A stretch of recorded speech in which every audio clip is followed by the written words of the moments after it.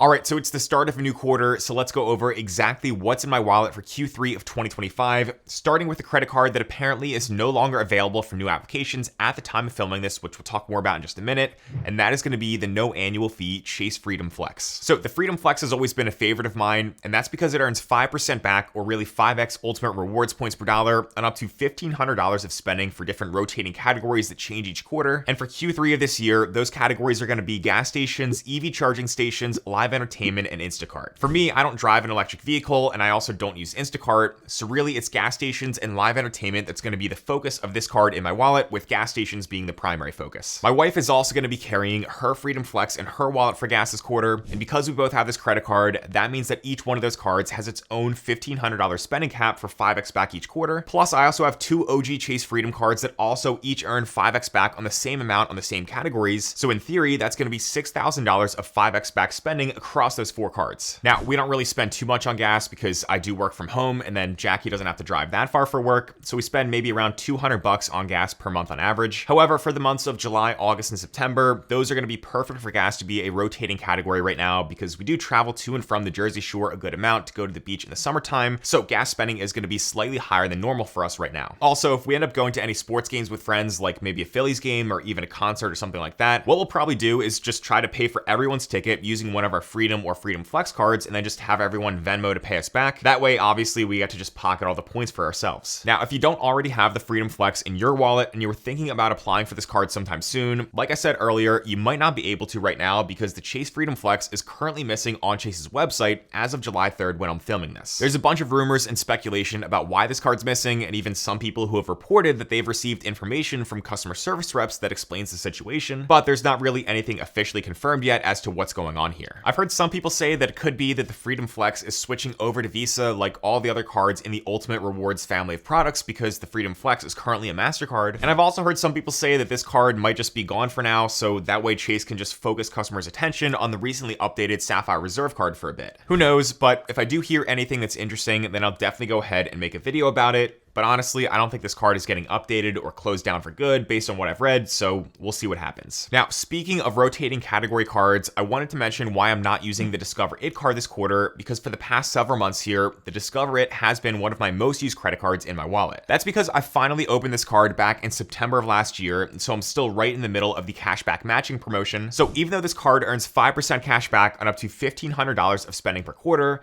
right now, during this whole cashback matching period, that effectively is going to become 10% back on whatever rotating categories I'm using this card for. But unfortunately, for the third quarter of 2025, the Discover It is also earning 5% back on gas stations and EV charging, just like the Freedom Flex. So I could earn 5% plus another 5% for the matching for 10% back on gas with Discover, but I also value points earned from cards like the Freedom Flex at 2 cents per point, so 5x back on the Flex is going to be worth 10% back in value for me over there as well. When I have a tie like that, I always go ahead and give the edge to the points earning card just because there's still going to be the possibility for more upside value if I do end up getting above 2 cents per point for a redemption. So yeah, using my Discover It during my first year has made sense most of the time just because of how the cashback matching works, but the categories just did not line up too well for this quarter due to the overlapping nature with the Freedom Flex. Now, the Discover It card also has public transit and utilities as categories for the third quarter as well right now, but our utilities get lumped up into our rent payment, and then Discover only counts passenger bus, rail, and ferry services as public transit, and I just don't really use any of those things, so those categories aren't going to be that useful for us. Now, before we get to the rest of what's in my wallet, just a quick reminder here that if you haven't already, make sure to go ahead and subscribe to this channel down below,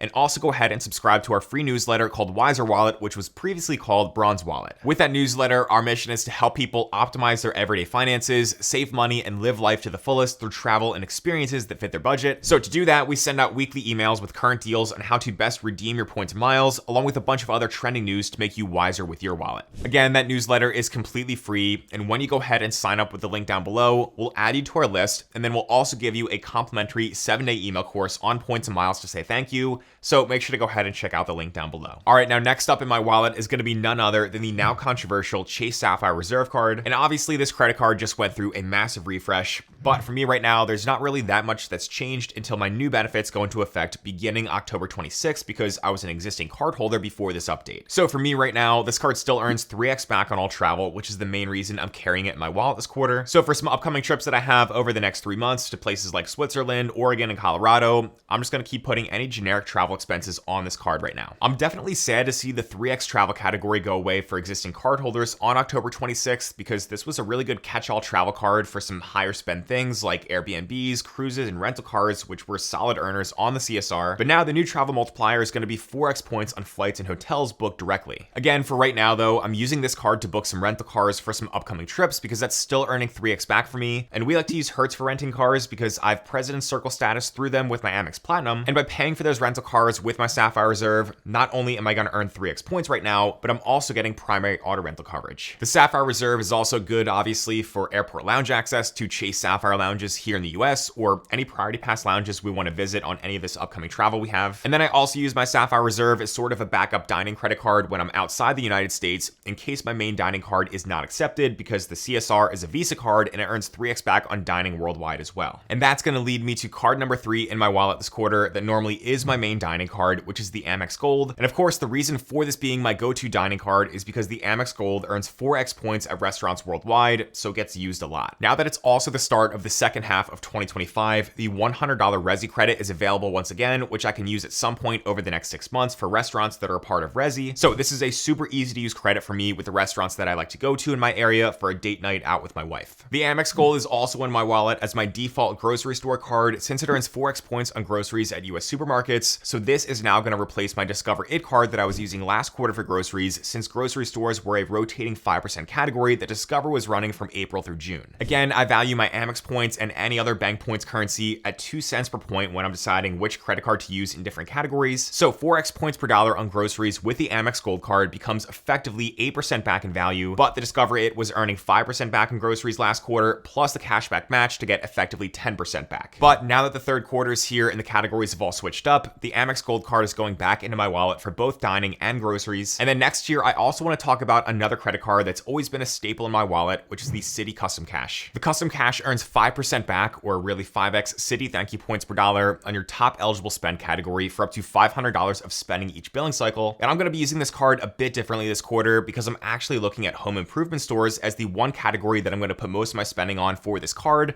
And that's because I've actually got some good news that my wife and I are finally buying a home. I'll hopefully make some videos in the future that go into more detail about becoming homeowners and how the whole home buying process went for us with numbers and stuff like that. But for now, we kind of want to just get settled in later this quarter when we move, so I'm not really making that big of a deal of it. But yeah, we're going to have a bunch of things that we're budgeting to buy from home improvement stores to go along with our home purchase. So earning 5x back from the Citi Custom Cash is going to fit in perfectly right now, even though we are going to be limited to only earning 5x back for the first $500 of spending per billing cycle on that card. So we'll just go ahead and use a catch-all card for any amounts over that as well. Now, that means that for right now, during our last few months of rent payments, we're still going to be continuing to use our Bilt MasterCard as the next card in our wallet to pay for rent until we actually move. But then after that, we'll just have to kind of wait and see if Bilt holds true to their word to introduce the ability to pay a mortgage with this card later on this year. Hopefully that feature will be announced sometime soon, and hopefully we'll still be able to continue using this card as homeowners to earn valuable Bilt points on our housing expense. But I guess we'll just have to wait and see what they decide to do with that in the near future. Also, outside of our last few rent payments, we're still using the Bilt MasterCard to pay for a few monthly subscriptions like Audible, our gym membership, and YouTube Premium. And that's just because you do have to use the card at least 5 times each statement period in order to earn points. So paying for recurring charges like that just kind of helps to automate that requirement to earn Bilt points on rent. Now, as for the catch-all credit card that we're using in our setups right now, we always kind of go back and forth with using either the Chase Freedom Unlimited or the Capital One Venture X. And that's because the Freedom Unlimited earns 1.5x Chase points per dollar on the all other category, while the Venture X card earns 2x Capital One miles per dollar on that all other stuff. The reason for going with the Freedom Unlimited is that we use this card when we want to have more points to transfer and then redeem with Hyatt stays by combining the points from this card with a Sapphire card. But if we're not trying to earn Chase points for Hyatt redemptions, then obviously it kind of just makes more sense to earn the higher 2x rate with the Venture X. However, I'll be honest, right now we kind of find ourselves using both these credit cards. So my wife Jackie tends to use the Venture X more because that's her card and I'm just an authorized user under it, and I tend to use the Freedom Unlimited more just because I've had that card for so long. So at the end of the day, we're kind of almost splitting our catch-all expenses across these two cards, but to me that's completely fine because the difference is going to be pretty minor, even though I will say that if we're ever trying to make a bigger purchase that's maybe a few $100s or more, that tends to just get put on the Venture X card to kind of squeeze the most points possible out of that spending. We also plan to hopefully go back to opening up a few new credit cards for welcome offers after we close on our house and everything is just good to go with our credit after that point. So for the past 9 months or so, neither one of us has opened up any new credit cards for new bonuses just because we've been letting our credit just rest and get to the best place possible for getting approved with a mortgage at the best possible rates. Honestly though, we'll still probably approach new credit card applications pretty cautiously for the rest of this year and into 2026 as well, because the hope would be that we can just refinance our mortgage at some point, maybe later on in 2026 if rates come down a bit by then, but who knows. So we just want to keep our options open because the numbers work for us right now with our current mortgage that we're getting, but obviously rates are not ideal at the moment, and so this is just going to be sort of a new thing that will kind of factor into our overall personal finance strategy. Then for any business expenses, I'm typically just using my Chase Business Inc. Unlimited card to earn 1.5x points per dollar on everything to keep it simple. Although again, I definitely do want to explore some new business credit card offers at some point towards the end of this year because it's been a while since I've had any new business credit cards or new sign-up bonuses. For my debit card, I like to use my Schwab Bank Visa Platinum debit card that goes along with my investor checking account from Schwab. And this is pretty much an account where I just keep maybe a few $100 at any one time in case I ever have to withdraw any cash when I'm out traveling. And that's because there's unlimited ATM fee rebates for cash withdrawals worldwide on this no annual fee bank account. For the rest of my banking needs though, we like to use SoFi Checking and Savings because we really love the features and the benefits they offer, especially the 3.80%